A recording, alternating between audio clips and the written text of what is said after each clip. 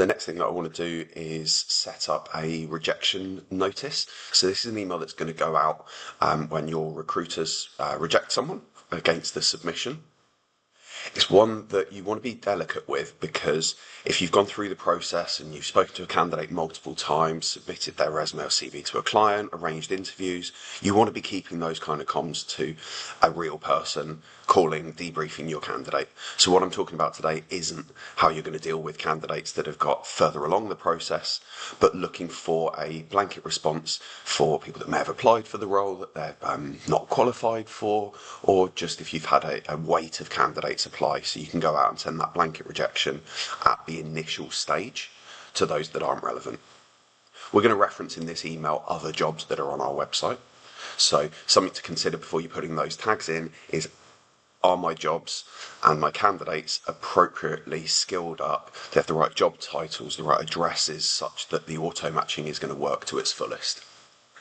If you're not sure about that, give us a shout. We can jump on a call and have a look with you. The automation itself is going to be pretty straightforward. So I'm going to go in, once again, it's a submission-based automation. And I'm just going to call this one, what should we call it? Let's call it consultant rejected. Once again, I can't spell. We're going to do it standard again on here.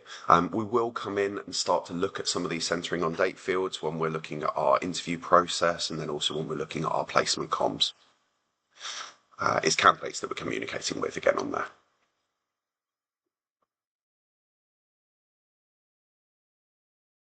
So I haven't made the list already yet, so let's just go in and make it now on here.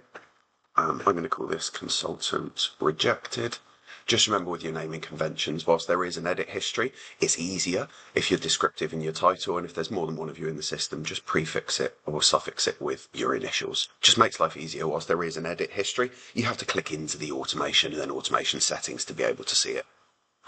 And then in here, once again, for the purposes of this, I'm going to keep it pretty straightforward, and I'm just going to say that our submission status is consultant rejected. Something to consider, so I'm just using consultant rejected.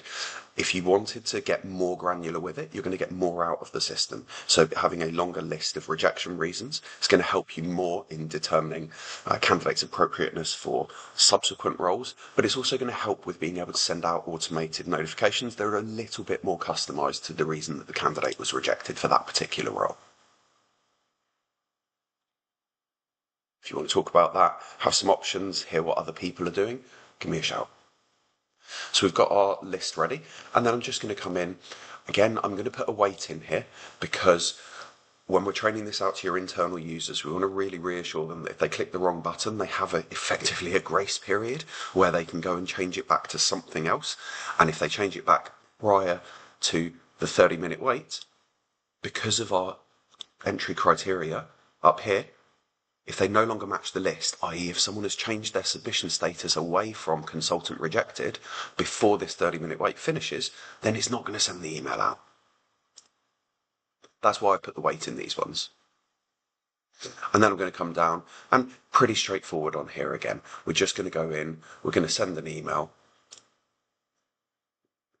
and then I'll do it from plain text. I'm not going to spend too long on the content for this. I'm never going to actually send it. So you want to spend a bit more time on this, or get Claude or ChatGPT or something to generate it for you.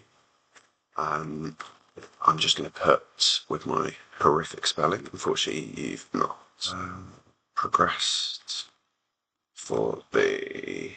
And then let's put the tag in.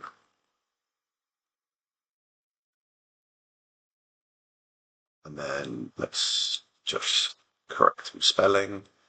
Again, I'm going to send it from the submission owner. It makes sense that it's the person that owns the submission. One thing to consider there is if you are using this to send out to web rejections, when they come into your Bullhorn, you're going to have to move them from the web response area into your submission list or shortlist before automation is going to be able to see that you've moved them as candidate rejected. Content for the email, I believe for you guys. But remember in here, the thing that I do want to do is I want to be able to come in and using our special links at the bottom. Remember, these are dynamic jobs that are going to auto match to your candidate profile. So I can come in and I'll put a sentence to say, hey, thanks very much for your interest in the particular role that you've applied for, referencing the job title potentially. Unfortunately, in this instance, you've not been successful. However, please see below. And then we've got our various different job tags that we can have in there. So that's the thought and the concept with putting these in.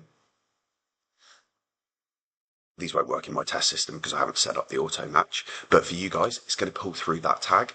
When you're sending the test, do put in a candidate that you know or that you have got their profile open in Bullhorn, because it's a really good opportunity to check those auto match jobs.